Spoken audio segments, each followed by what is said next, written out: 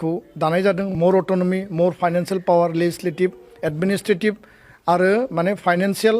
माखासे एग्जिकिउटिव पावारफोरखौ बेयाव होनाय जादों जायनि गेजेरजों 60 नाम्बार अफ समष्टि जागोन गोदान जिल्ला जागोन बा बेयाव आर्टिकल 280 नि गेजेरजों डाइरेक्ट फाइनेंस DCSP खौ बेयाव एटाच खालामनाय जादों माखासे गोदान मेडिकेल इनस्टिट्यूट इउनिभार्सिटिसफोर मेनेजमेन्ट इनस्टिट्यूट बेयाव होनाय जादों दा बेखायनो नैबे जे BTR खौ लानानै जिखिनि प्रपागान्डा माने जिखिनि रिउमार जि दिहुनदों बेयो टटेलि मिसा BTR माने BTC एकर्डआव 4.3 आव जि हानि अधिकार दङ बे हानि अधिकारा ट्राइबेल नन ट्राइबेल इकुवेल राइट्सआ थागोन बेयाव इनहेरिटेन्स सेटेलमेन्ट ट्रान्सफारनि जि सिस्टेम दं जायफोरा बनाफाइड सिटिजेन 2003 सिम दङमोन बिसोरनि फिसा फिसौ गासिबो बेयाव इकुवेल राइट्स थागोन दा बेखायनो जोङो बुंनाय खोनादों 3.3 आव आरो 3.3 आव लिरनाय दङ BTAD खौ BTR नाम होनाय जागोन बे मावफुंनाय जाबाय 6.3 आव नन प्रोभिन्सियलाइज भेन्चार इन्स्टिट्यूशनखौ सरकारि खालामनाय जागोन बेयो बर' एसामिस बेंगलि जि मिडियामानो जाया मानो किन्तु चन्दन ब्रह्म हाग्रामा महिलारि बिथांमोना बुंदों बर' जायगायाव थांनानै बर' जातिया धंस जागोन हारसा जायगायाव थांनानै हारसा जातिया धंस जागोन 3.3 आव माने नन ट्राइबेलफोरखौ होखारनानै माने बे हाफोरखौ सेनाय जागोन थफ्ला थफ्लि बोनना खारनांगोन 6.3 आव हासानि हा बा जेनेरेल मानसिनि हा हुखौ सेनाय जागोन बेबायदि होननानै बिथांमोना माने बिराद मोनसे मिसा बाथ्रा अपप्रचारखौ दिनै फोरमायबाय थादों बा पाब्लिश खालामबाय थादों दा बेखायनो जोङो बेखौ स्पष्ट होदों बिथांमोना गावसोरनि 17 बोसोरनि डिक्टेटरशिप रुल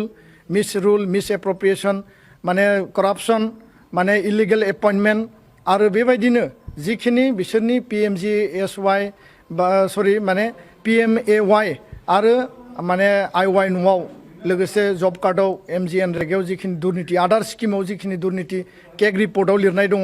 दा बेफोरखौ बिसोरो डाइभार्ट खालामनानै माने रायजोखौ सिगिनानै मासल पावार मानि पावार बाहायनानै भट लानायनि मोनसे बिथांमोना बे षड़यन्त्रखौ खालामबाय थादों जोङो आसाम सरकारखौ जोङो खावलायदों जे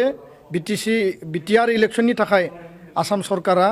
होम डिपार्टमेन्टआ चिफ मिनिस्टार आरो फाइनेन्स मिनिस्टार बिथांमोना आरो इलेक्शन कमिशना दायित्व लानानै पारामिलिटारि सेन्ट्रेल फोर्स बेयाव डिप्लय खालामनांगौ एबसु अफिसखौ आक्रमण खालामदों बर्मा अफिसाव फैनानै बिथांमोननि दादागिरि गुन्दागिरिफोरा फैनानै एबसु अफिसनि चेयार टेबोल सिमफायदों धमकि होदों जोंखौ माने गाज्रि रावजों गाज्रि भाषाजों सोंखारिदों रायदों जौ लोंनानै जुवायाव बेस्थ' थानानै बै मानसिफोरा दिनै दुम दाखाल खालामनायखौ नुदों पाब्लिकलि बिभिन्न जोंनि आइजोफोर जायफोर जोंनि बिमाफोर आब' बाजैमोन आरो माखासे जोंनि रायजो राजा जायफोर हाजिरा हुजिरा मावनानै जायो खामला मावनानै जायो बिजनेस मावो थेला रिक्सा सालायो बिथांमोनखौ पलिटिकेल एसल्ट खालामनाय पलिटिकेलि आक्रमण खालामनायखौ जों नुदों कुनु हिंसाखौ जों लुबैया बेयो शान्तिपूर्ण भाबै इलेक्शना जानांगौ बेखायनो आसाम सरकारखौ जों आपिल खालामदों जे इमिडिएटलि पारामिलिटारि आरो सेन्ट्रेल फोर्स डिप्लय खालामनानै बेयाव थानाय पुलिस प्रशासना प्रपारलि इनभेस्टिगेट खालामनांगौ बर्मा अफिसाव जायफोरा आक्रमण खालामदोंमोन 9 जन मानसिनि नाम होनाय जादोंमोन बिनिनो 3 जाय मुल दायनिगिरि बिथांमोनखौ नागिराखै 6 जनखौ बिथांमोना हमदों हमनानै जेलाव हरनांगौमोन नाथाय थानानिफ्रायनो बिथांमोना हगार हरदों दैट मिन्स जों बेखौनो बुजियो गाहाय लेभेलनि जिखिनि एडमिनिस्ट्रेशन दङ प्रशासन दङ बिथांमोना दिनै सोरजोंबा नङा सोरजोंबा बुजाबुजियाव दङ आरो बे बुजाबुजिनि थाखाय राइट माने बेयाव जिखिनि जास्टिस मोननांगौ बा जिखिनि कालप्रिटखौ पानिश खालामनांगौ एरेस्ट खालामनांगौ जेलाव हरनांगौ बे खामानिया जायाखै दा बेखायनो जोंहा साननाय दङ जोङो माने बे बाथ्राखौ लानानै जोङो सन्देह जादों जे आसलते एडमिनिस्ट्रेशना बयनिबो थाखाय समान बेयाव खामानि मावदों ना मावाखै दा बेखायनो आसाम सरकारखौ जोङो बुंदों भारत सरकारखौबो जों आपिल खालामदों बिनि सायाव बिखेक बेबस्था लानांगौ एबसु माने UPPL माने एबसु बे बाथ्राया नंखाय खारन UPPL आ मोनसे राजखान्थि हान्जा 2015 आव BPPF आरो UDPF मोननै राजखान्थि हान्जा बे मोननैबो राजखान्थि हान्जाया गोलाव सम दुलाराय बर' फरायसा आफाद NDPनि सोमावसारनायाव बर' जेंना सुस्रांनायनि थाखाय बा बड'लेण्ड जेंना सुस्रांनायनि थाखाय बिथांमोना राजनैतिक भाबै हाबा मावबोदों जोंजों आन्दोलनाव थाफाबोदों सावरायनायाव थाफादों बिनि उनाव 2015 आव मोननैबो हान्जाखौ सिमफायनानै गोदान मोनसे इउनाइटेड पिपल्स पार्टी लिबारेल बेखौ दानाय जाबाय आरो बिथांमोना 2015 निफ्राय 2020 27 जानुवारिसिम बे आन्दोलनाव सोमावसारनायाव रायलायनायाव गासैबो धरननि मदद हेफाजाबखौ बिथांमोना थाफानानै होबोदों आरो दिनैहाय UPPL राजखान्थि हान्जाया बुंदों जे एकर्ड इमप्लिमेन्टेशन सुशासन गुड गभार्नेन्स सान्थि लाबोनाय जोंनि दुखिया गोरिब गुन्द्रानि जौगानाय लाबोनाय जोंनि आइजोफोरनि जौगानाय लाबोनाय आइजोफोरनि एम्पावारमेन्टनि बाथ्रा दिनै बिथांमोना बुंदों जायफोर आनएमप्लयमेन्ट इयुथ दङ बिटिआरआव बिथांमोनखौ एमप्लयमेन्ट जेनेरेसन होनायनि बाथ्रा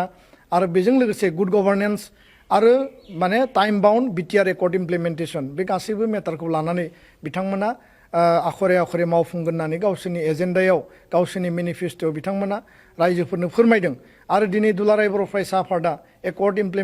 एकर्ड जाखांनायनि उनाव इमप्लिमेन्टेसननि थाखाय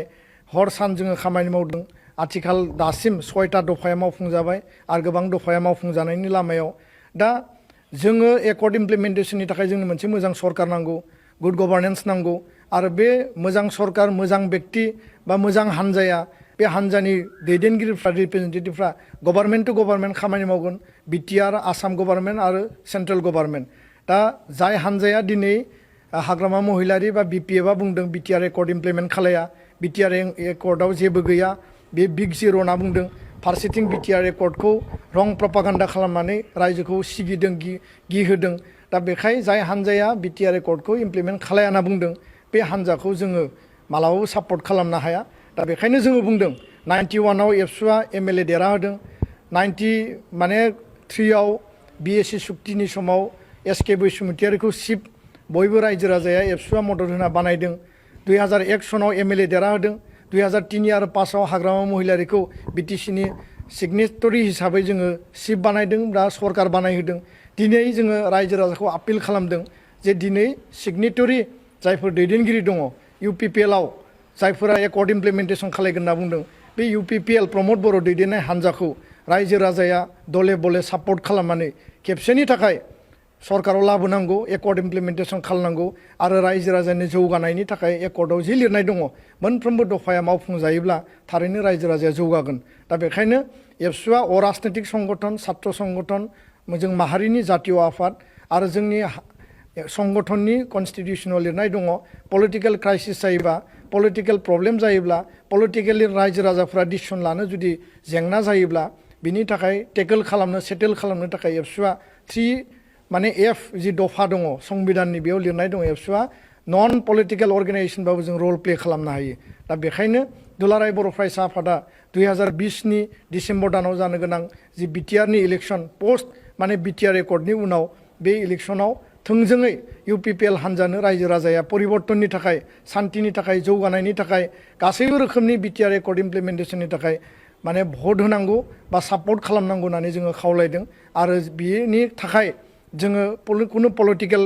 माने केरेक्टार लानाय कुनु पलिटिकेल माने जोङो माने जालांनाय बेबादि बाथ्रा गैया जों स्पष्टबादि दुलाराय बर' फरायसा आफादा नन पलिटिकेल अर्गेनाइजेसन नन पलिटिकेल केरेक्टारखौ जों मेनटेन खालायगोन नाथाय जातिनि थाखाय समाजनि थाखाय जौगानायनि थाखाय जोङो जेला डिसिसन लानांगौ होमब्ला जोङो मिरु आफाद जिल्ला दखरा इउनिट बर' रायजो राजा गोरों गोरानि मतामत लानानै जों जेब्लाबो पलिटिकेलि रल प्ले खालामबोदों आरो दिनैबो बे सेम जारिमिनारि जि इतिहासाव थानाय बे एखे माने